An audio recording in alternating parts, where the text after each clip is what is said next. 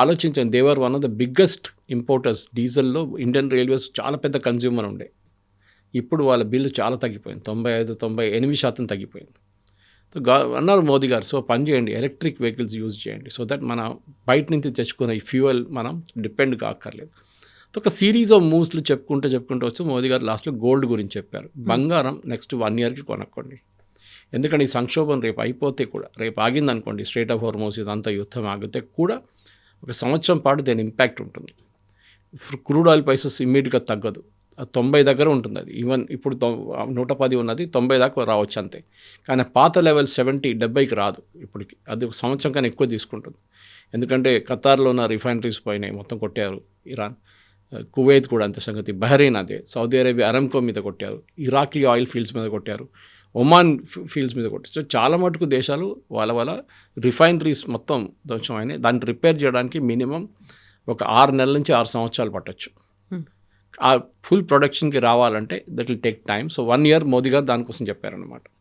ఒక ఎగ్జాంపుల్ ఇవ్వాలంటే, మన దేశంలో బంగారం లాస్ట్ ఇయర్ మనం ఫిజికల్, దట్ ఈస్ 2025-26 ఫైనాన్షియల్ ఇయర్లో $72 బిలియన్ బంగారం తెచ్చుకున్నాం.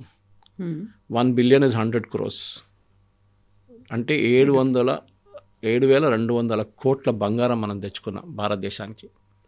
ఇది ఇంపోర్టర్స్ తెచ్చుకుంటారు, అంటే అది బులియన్ రేట్తో తెచ్చుకుంటారు. వాళ్ళు తెచ్చుకొని దాన్ని అమ్ముకుంటారు, దాన్ని కన్వర్ట్ చేస్తారు ఇంటూ, అది కొన్ని ఎక్స్పోర్ట్ కూడా ఉండొచ్చు దాంట్లో. కొన్ని ఫర్మ్స్ ఓన్లీ ఎక్స్పోర్ట్లు ఉంటారు, ఎస్ఈజెడ్లు ఉంటారు. వాళ్ళు తెచ్చుకొని వాళ్ళు దాన్ని ఇండియన్ జ్యువెలరీగా కన్వర్ట్ చేసి బయటికి పంపిస్తారు. మళ్ళీ బయట యూరోప్లోనే, యూఎస్లోనే ఇండియన్ కన్జ్యూమర్స్ అక్కడున్న షాప్ నుంచి కొనుక్కుంటారని చెప్పి. మిగతా మన దేశంలో ఉంటుంది. మన దేశంలో అన్నిటికంటే బెస్ట్ పార్ట్ ఏంటంటే, మన దగ్గర ఉన్న ఇంట్లో ఉన్న మహిళలు, మన దగ్గర యూజువలీ ఉమెన్కి బంగారం అంటే ఇట్స్ అ ఫ్యాసినేషన్. చిన్నప్పటి నుంచి మనం పెళ్లి కోసం అని చెప్పి పక్కన తీసి పెడతాం, ఎప్పుడు బంగారం వచ్చి ఎవ్రీ మంత్ కొంటాము, లేకుంటే అప్పుడప్పుడు డబ్బులు వచ్చినా, బోనస్ వచ్చినా బంగారం కొంటూనే ఉంటాం మనం. బంగారం ఇంకోటి అడ్వాంటేజ్ అంటే, పెళ్ళి ఒకటే కాదు, ఇట్స్ అ సేఫ్ ఇన్వెస్ట్మెంట్. రేపు మనకు ఒక పర్సనల్ క్రైసిస్ వస్తే, అది హెల్త్ క్రైసిస్ ఉండొచ్చు, లేకుంటే ఒక ఇల్లు కొనాలని కూడా సడన్గా, లేకుంటే ఏదైనా ఒక వెహికల్ కొనాలన్నా, మన దగ్గర క్యాష్తో ఇవ్వాలంటే యూ కెన్ యూజ్ దట్ బంగారం. ముందు మనం బంగారం తీసుకెళ్ళి అమ్ముతుండే, దాని తర్వాత బ్యాంకులు ఆఫర్ చేయడం మొదలుపెట్టారు గోల్డ్ లోన్. దాని తర్వాత గోల్డ్ లోన్ కంపెనీస్ వచ్చారు, ముత్తూట్ లాంటి కంపెనీ, వాళ్ళు తీసుకొని ఇంట్రెస్ట్ ఛార్జ్ చేస్తారు దాని మీద.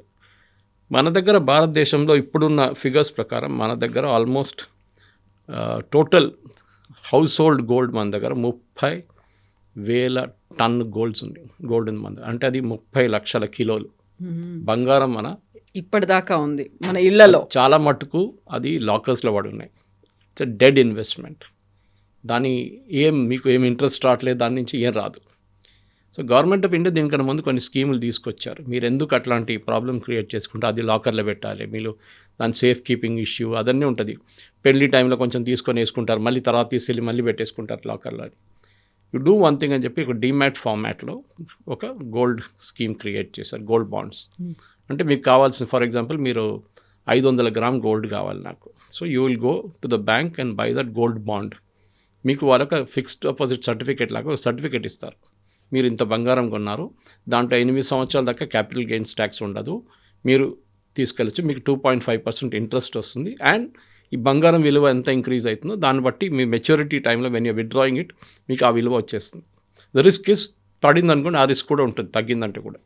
బట్ ఇది చాలా మటుకు సేఫ్గా ఒక ఇన్వెస్ట్మెంట్, ఎందుకంటే మనకు టెన్షన్ ఉండదు. మనకి బంగారం ఇంట్లో పెట్టాము, దొంగలు వస్తారో వాడతారో, ఆ టెన్షనే ఉండదు. సో కానీ ఇట్స్ ఇన్ పేపర్ ఫార్మాట్, అది ఒక డిసడ్వాంటేజ్. ఇప్పుడు ఈ జరుగుతున్న సంక్షోభంలో మోదీ గారు అదే చెప్పారు, మీరు బంగారం కొనడం తగ్గించండి, 1 year దాకా అట్లీస్ట్ కొనొద్దని చెప్పలేదు. దీనికి ఒక హిస్టారికల్ త్రో బ్యాక్ కూడా ఉంది కవిత గారు. దీంట్లో మనం రాహుల్ గాంధీ గారు నిన్న ఒక స్టేట్మెంట్ ఇచ్చారు, మోదీ గారు ఫెయిల్ అయ్యారు, దట్ ఇంటర్నేషనల్ లెవెల్ ఏం చేయలేకపోయారు, అది ఇదని చెప్పారు. నిజంగా అదే విశ్లేషణలు కావచ్చు, లేకపోతే ప్రతిపక్షాలు చేస్తున్న ఆరోపణలన్నీ కూడా. ఇప్పుడు ప్రధానమంత్రి నరేంద్ర మోదీ చేతులు ఎత్తేసారా, ఒక ఫైనాన్షియల్ క్రైసిస్, ఎకనామికల్గా ఒక క్రైసిస్ వచ్చేసింది, he is not able to handle it. అలా ఆయన హ్యాండిల్ చేయలేక ప్రజల మీద రుద్దుతున్నారు, ఆ భారాన్ని మీరే తగ్గించుకోండి అని ఇండైరెక్ట్గా మనకు చెప్తున్నారా అనే మాట కాదు, ఒక వార్నింగ్ ఇచ్చారు ఆయన. మన దగ్గర $703 billion as of yesterday evening మన దగ్గర ఉంది, కంఫర్టబుల్, అది ఏ టెన్షన్ లేదు. నేను చెప్పాను చూడండి, లాస్ట్ ఇయర్ మనం 72 బిలియన్ గోల్డ్ ఇంపోర్ట్ చేసుకున్నాం భారతదేశం. నెక్స్ట్ ఇయర్ అదే నెంబర్ ఉందనుకోండి, పెద్ద నెంబర్ ఏం కాదు, 10% టోటల్ మన దగ్గర ఉన్న ఫారెన్ ఎక్స్చేంజ్ది 10%. ఓకే, మీరు నాట్ ఎ బిగ్ నెంబర్. కానీ దాన్ని తగ్గించామనుకోండి, ఒక 2 to 3% తగ్గిస్తే it will come to 8%. Okay, అది కొంచెం బాగుంటుంది. అంటే 72 కాకుంటే అది 60-65 వస్తుంది, which is a saving for us. Non essential ఇది. అదే టైంలో మన పెట్రోల్, డీజిల్, క్రూడ్ ఆయిల్ కొనలేక మనం ఉండలేము, మనకు కావాల్సింది అది. అక్కడ కూడా మోదీ గారు ఏం చెప్పారు, కట్ డౌన్ చేయండి. సో దట్ మనం ఎంత ఇంపోర్ట్ చేసిన ముందు 100 బిలియన్ అనుకోండి, we'll cut it down to 80 billion తగ్గిద్దాం మనం అని చెప్పేసి. ఇది చాలా ఇంపార్టెంట్ అనమాట. దానికోసం అన్నారు అవుట్ ఆఫ్ కంట్రోల్ వెళ్ళలేదు. He's just given a warning. ఎందుకంటే ప్రతి దేశంలో ఈ సంక్షోభం ఉంది. యూరోప్లో కొన్ని దేశాల్లో అయితే GDP is going to fall by 2 to 3%. Gas prices అంత పెరిగింది అక్కడ. ఆస్ట్రేలియా అదే క్రైసిస్, న్యూజిలాండ్ అదే క్రైసిస్. సో రాహుల్ గాంధీ చెప్పే ముందు నేను ఆలోచించాలి ఉండే, వాళ్ళ రెజీమ్లో కూడా ఇది జరిగింది 2-3 సార్లు. ఈ బంగారు సంక్షోభం గురించి చెప్తున్నాను నేను మోస్ట్లీ. ఫ్యూయల్ది తర్వాత దానికన్నా ముందు కూడా చిదంబరం గారు తెలిసింది అందరికీ గోల్డ్ బాండ్స్ ఇష్యూ చేశారు 180,000 కోట్లది, ప్రైసెస్ని తక్కువ పెట్టడానికి.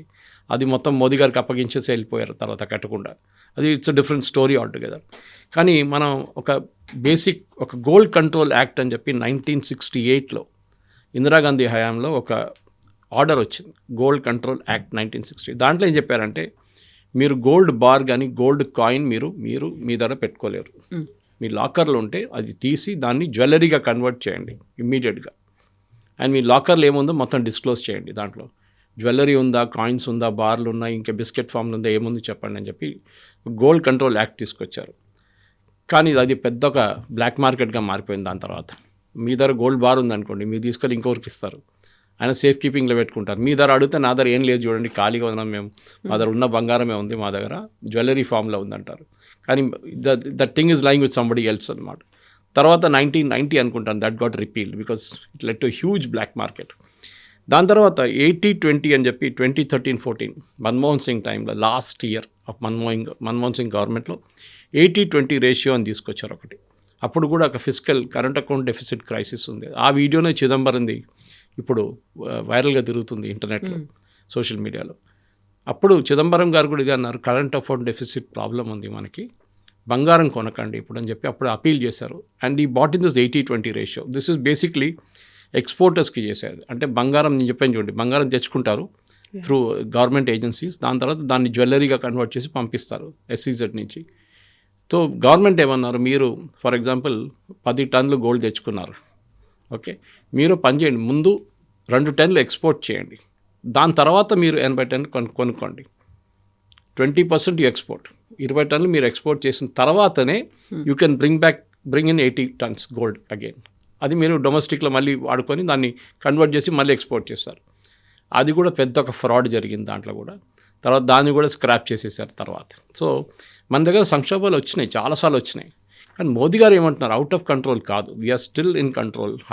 మన దగ్గర 60 రోజుల్లో కావాల్సిన ఫ్యూయల్ ఉంది, ఇంకొక 20 రోజుల ఫ్యూయల్ రిఫైనరీస్లో ఉంటుంది, ఇంకొక 20-30 రోజుల ఫ్యూయల్ మనకు వస్తున్న షిప్స్లో ఉంటుంది.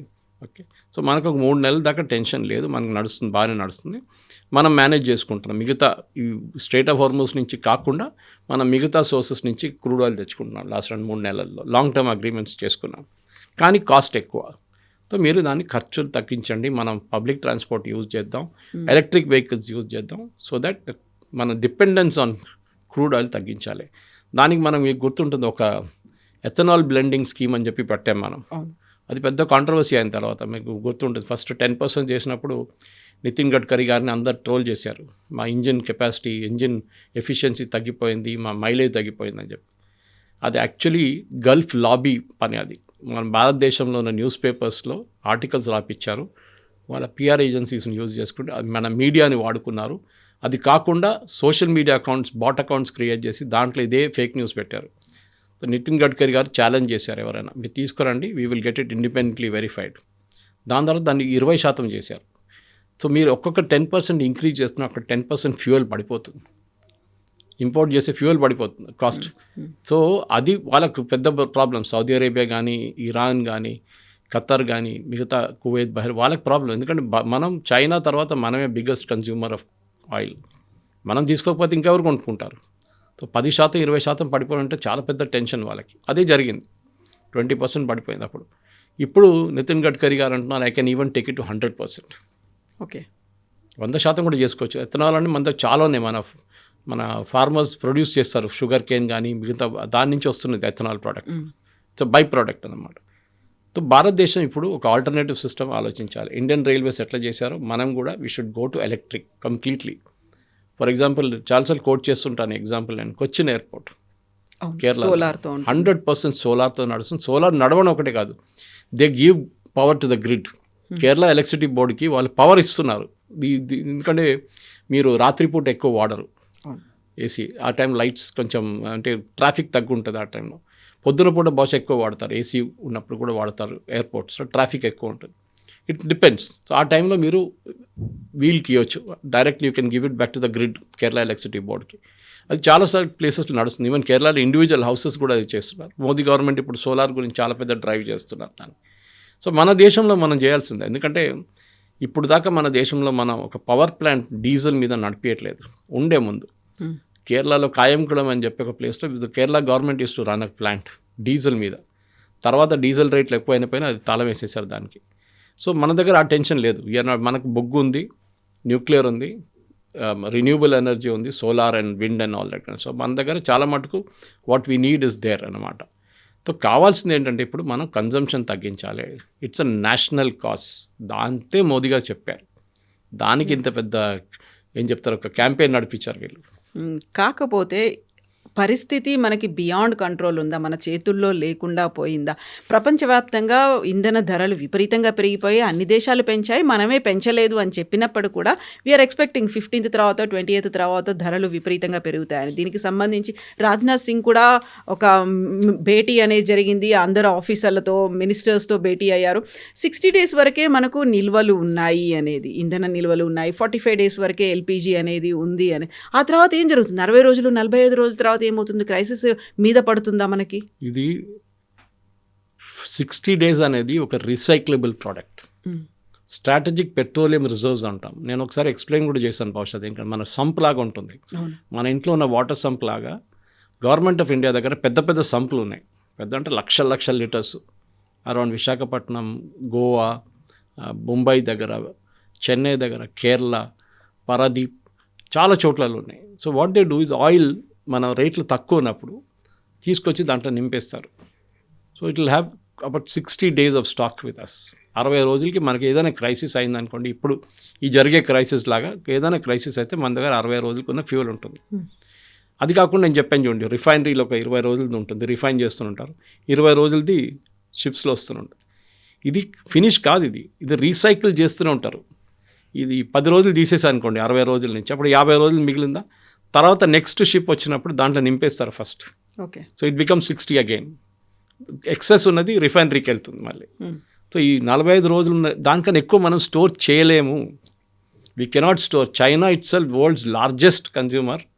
వాళ్ళు ఇంత పెద్ద దేశం వాళ్ళది, దాంట్లో వాళ్ళు కూడా పెద్ద రిజర్వ్స్ క్రియేట్ చేసుకున్నారు. ఇప్పుడు వాళ్ళ దగ్గర ఉన్న 200 రోజుకి 205 రోజుల నుంచి 210 రోజుల దాకా వాళ్ళ దగ్గర ఎస్పీఆర్ ఉంది. యూరోప్లో అయిపోయినాయి కంప్లీట్లీ. స్ట్రాటజిక్ పెట్రోలియం రిజర్వ్ 0 లెవెల్కి వెళ్ళిపోయింది.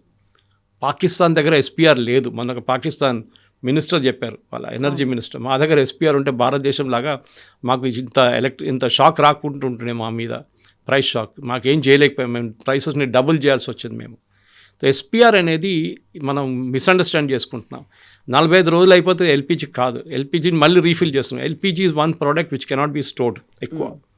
అది పెద్ద ఒక డిసడ్వాంటేజ్ అది. సో డెఫినెట్గా మన దగ్గర ఫ్యూయల్ ఉంది, అంటే దాని ప్రైస్ ముందు ఇస్తున్న $70, ఇప్పుడు 110 కడుతున్నాం. సో $40 ఎక్కువ కడుతున్నాం. ఇప్పుడు మన దగ్గర ఉన్న పెట్రోలియం కంపెనీస్కి ప్రతి నెల 30,000 కోట్ల లాస్ ఉంది. అంటే వాళ్ళు తెప్పించుకుంటున్న క్రూడ్ ఆయిల్కి, అమ్ముతున్న క్రూడ్ ఆయిల్కి డిఫరెన్స్. దీన్ని చిదంబరం గారు ఆ టైంలో చెప్పాను చూడండి, గోల్డ్ బాండ్స్ ఇష్యూ చేశారు వాళ్ళ హయాంలో, యూపీ హయాంలో, రేట్లు తక్కువ పెట్టుకోవడానికి. దాంతో ఏమైంది, 1,80,000 కోట్లు బాండ్స్ ఇష్యూ చేశారు. ఏంటి, హెచ్పిసిఎల్ దగ్గర చెప్పారు, అచ్చా మీకు ఎంత నష్టం, 60,000 కోట్ల, వెరీ గుడ్, 60,000 కోట్ల ఒక పేపర్ రాసిస్తున్నాం, లెటర్, ఒక బాండ్, అది మీరు వెళ్ళి బ్యాంక్లో డిస్కౌంట్ చేసుకోండి, మీరు క్రూడ్ ఆయిల్ కొనుక్కోండి దాని నుంచి. ఎందుకంటే ఈ క్రూడ్ ఆయిల్ కొనాలంటే ఈ కంపెనీల దగ్గర డబ్బులు ఉండాలి. ఇప్పుడు 30,000 కోట్ల నష్టం వచ్చినప్పుడు వాళ్ళు ఎక్కడ తీసుకొస్తారు, డబ్బులు ఎక్కడ ఉంటుంది వాళ్ళ దగ్గర కొనడానికి? గవర్నమెంట్ ఆఫ్ ఇండియా ఇవ్వరు వాళ్ళకి డబ్బులు. ఎందుకంటే they are public limited companies, they are share holder held companies, listed companies. వాళ్ళు చూసుకోవాలి, మార్కెట్ నుంచి బారో చేయాల్సి వస్తుంది వాళ్ళకి. సో వాళ్ళు బయట నుంచి తెప్పించుకోవాలంటే వాళ్ళ దగ్గర డబ్బులు ఉండాలి దానికి.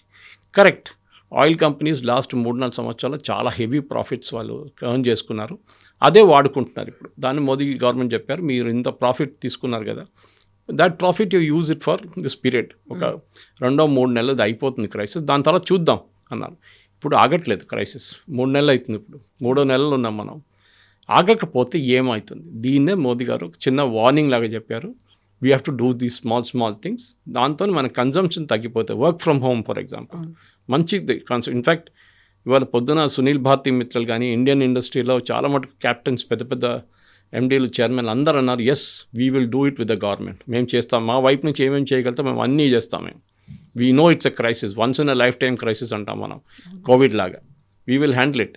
ఐటీ ఎంప్లాయీ అసోసియేషన్ బెంగళూరులో ఉన్న, హైదరాబాద్లో ఉన్న, ఢిల్లీలో ఉన్న అసోసియేషన్స్ అన్నారు, ఎస్ కంపెనీలు immediately work from home introduce చేయాలి. ఒకటి weather wise, it's very hot in summer. Second, మీ ఏసీ కన్జంప్షన్ తగ్గుతుంది, ఎందుకంటే మీరు ఎంప్లాయీస్ లేనప్పుడు ఏసీ ఆన్ చేయక్కర్లేదు మీరు.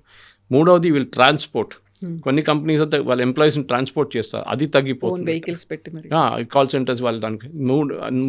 నాలుగవది ఏంటంటే బేసిక్లీ మీ ఎంటైర్ కాస్ట్ తగ్గిపోతుంది. Your running cost will reduce అన్నమాట. మీ క్యాంటీన్ తగ్గించుకోవచ్చు, మీరు ఎలక్ట్రిసిటీ తగ్గించుకోవచ్చు, బిల్స్ అన్నీ తగ్గిపోతుంది. So bring back the WFH work from home for 2-3 నెలలకు నడిపించుకోండి. ఇప్పుడు కూడా ఆల్రెడీ చాలా మటు కంపెనీస్ కోవిడ్ తర్వాత కూడా ఒక హైబ్రిడ్ మోడల్లో వర్క్ చేస్తున్నారు. అంటే 3 రోజులు మీరు ఇంటి నుంచి పని చేస్తున్నారు, 2 రోజులు మీరు you can work from the office అనమాట. So this is the moment in crisis. మనం మిగతా దేశాలు చూస్తే మనం చూడట్లేదు, మిగతా దేశాల సంగతి చూస్తే చాలా బాధ. శ్రీలంకలో చూడండి, బంగ్లాదేశ్లో చూడండి. బంగ్లాదేశ్లో డీజిల్ లేకుండా మనం ఇచ్చాం వాళ్ళకి డీజిల్, వాళ్ళ డీజిల్ లేదు, అయిపోయింది, మొత్తం అయిపోయింది బంగ్లాదేశ్. శ్రీలంకలో 5 లీటర్లు ఇస్తున్నారు 2 వీలర్కి, 5 litres for 2 wheeler, 15 litres for a car. అది కూడా 2 నెలల ముందు. ఇప్పుడు సంగతి ఇంకా దారుణమై ఉంటుంది ఇప్పుడు. సో ప్రతి దేశం, ఇండోనేషియా చూడండి, మలేషియా, దే ఆల్ సఫరింగ్. ప్రతి దేశం, ఎందుకంటే వాళ్ళ దగ్గర ఎక్కడ ఫ్యూయల్ లేదు, తెచ్చుకోవాలంటే మార్కెట్లో 110-115 నడుస్తుంది $1 per barrel. They cannot afford it. వాళ్ళ దగ్గర అంత ఫారిన్ ఎక్స్చేంజ్ లేదు వాళ్ళ దగ్గర. మన దగ్గర ఉంది, $703 బిలియన్ ఫారిన్ ఎక్స్చేంజ్ ఉంది. ప్రతి సంవత్సరం మనం వాడుకున్నా కానీ మనం ఇంకొక 5-6 సంవత్సరాలు ఈజీగా నడిపించుకోవచ్చు. అది కూడా మనకు ఫ్రెష్ ఇన్ఫ్లోస్ వస్తూనే ఉంటుంది మనకి. కానీ we have to do something to control the prices, అంతే, దానికి చెప్తున్నారు. అయితే మోదీ మాటలు చెప్పి ఇండైరెక్ట్గా ఇండికేషన్స్ ఇచ్చినప్పటికి కూడా నీతి ఆయోగ్ కూడా కొన్ని సజెషన్స్ ఇచ్చింది, అడ్వైస్ చేసింది. కన్స్ట్రక్షన్స్ని ఆపేయండి, అది కూడా 2 ఏళ్ల పాటు. ఏదైతే central government constructions, building constructions ఉన్నాయో, నిర్మాణ్ భవన్, ఇలాంటివన్నిటిని కూడా 2 ఏళ్ల పాటు మీరు వాయిదా వేసుకోండి అనేది. Crisis is real, crisis is near అనేటువంటి మాట ఇప్పుడు వినిపిస్తోంది. నీతి ఆయోగ్ కూడా ఇంటర్వ్యూన్ అయింది అనే మాట. డొమెస్టిక్ సెక్టర్లో ఇంపాక్ట్ ఉండదు, మనం బయట నుంచి ఏమేమి తెచ్చుకుంటాం దాని మీద ఇంపాక్ట్ ఉంటుంది. మనకి డొమెస్టిక్ సెగ్మెంట్లో ప్రాబ్లం లేదు. రేపు రోడ్లు కట్టాలన్నా కానీ బిల్డింగ్లు కట్టాలన్నా, నీతి ఆయోగ్ కూడా నేను చూడలేదు ఆ రిపోర్ట్ ఎక్కడ, ఏదో ఒక పేపర్ ట్రిబ్యూన్లో వచ్చింది అనుకుంటాను. దాని తర్వాత నాకు ఎక్కడ కనిపించలేదు. తర్వాత maybe there is an order like that, but that be temporary. ఇప్పటికి ఆపండి తర్వాత, ఎందుకంటే మనం కరెంట్ అకౌంట్ డెఫిసిట్, మనం we're trying to balance it పేమెంట్స్లో. ప్రయారిటీ వైజ్ మనకు ఫ్యూయల్ ఇప్పుడు బయట నుంచి తెచ్చుకోవాలి. ఇప్పుడు నాన్ ఎసెన్షియల్, మొదటిగా చెప్పారు నేను, నాన్ ఎసెన్షియల్ వర్క్ బయటికి వెళ్ళక్కర్లేదు, అబ్రాడ్ వెళ్ళక్కర్లేదు. మీరు హాలిడేస్ అవాయిడ్ చేయండి బయట. ఎందుకు, మనం అక్కడికి వెళ్తున్నాడు, we have to convert hour dollars. So అక్కడ డాలర్ తగ్గించండి. బయట పెళ్ళిళ్ళు చేసుకోకండి, డెస్టినేషన్ వెడ్డింగ్ బయట చేసుకోండి. దీనికి ముందు కూడా మోదీగా చెప్పారు, ఇది భారతదేశంలో ఎన్నో లొకేషన్స్ ఉన్నాయి, ఇక్కడ చేసుకోండి, మన ఎకానమీకి ఆ డబ్బులు వస్తుందని చెప్పి. దాన్ని చూసినప్పుడు డెఫినెట్గా మన ఓవరాల్ గవర్నమెంట్ ఒక ఏం చెప్తారు, ఒక ప్లాన్ ఇచ్చారు మీకు. మనం పాటించాలన్నా వద్దనేది మనం, ఇట్స్ అప్ టు అస్. లేదు నేను కార్లోనే పోతాను, నేను కార్లో ఫుల్ ట్యాంక్ కొట్టించుకుంటాను అంటే ఏం చేయలేం మనం. కానీ అది కాదు కదా, ఇక్కడ ఏంటంటే క్రైసిస్ ఒకటి ఉంది. రేపు ఫ్యూయల్ లేకుండా పెట్రోల్ బంక్ డ్రై కాకూడదు. ఇప్పుడు మన ఇల్లు నడిపిస్తున్నాడు, అదే లాజిక్ తీసుకొస్తాను నేను. ఇంట్లో ఉన్న మన దగ్గర వచ్చిన ఆదాయంలోనే మన ఇల్లు నడిపించాలి. లేదు నేను దానికన్నా ఎక్కువ నడిపిస్తుంటే ఒక్క నువ్వు పర్సనల్ లోన్ తీసుకో, క్రెడిట్ కార్డు నడుపుకో, అంతే, యూ విల్ గో బ్యాంక్రప్ట్ ఒకరోజు. గవర్నమెంట్ బ్యాంక్రప్ట్ కాకూడదు. అప్పులు, ప్రతి గవర్నమెంట్ అప్పులు తీసుకుంటారు, అప్పులు కంట్రోల్లో ఉండాలి. మీరు రిటర్న్ చెల్లించడానికి మీకు కెపాసిటీ ఉండాలన్నమాట. ఇది గోల్డ్ మెయిన్లీ. ఎందుకంటే గోల్డ్లో మనకి ప్రొడక్టివిటీ లేదు, అది తీసి లాకర్లో పెట్టుకుంటున్నాం. It is not earning you anything. మీరు దాన్ని బాండ్గా చేసుకుని మీకు ఇంట్రెస్ట్ అయినా వస్తుంది కొంచెం. సో అది మెయిన్ అడ్వాంటేజ్. డిసడ్వాంటేజ్, కొంతమంది గోల్డ్ బయట ఎందుకు తీయారంటే పర్సనల్ యూస్ గోల్డ్ ఉంటుంది, అది అది తీసుకెళ్ళి మళ్ళీ గోల్డ్ లోన్లో పెడితే మళ్ళీ దానికి ఇంట్రెస్ట్ ఇవ్వాల్సి వస్తుంది. కాదు,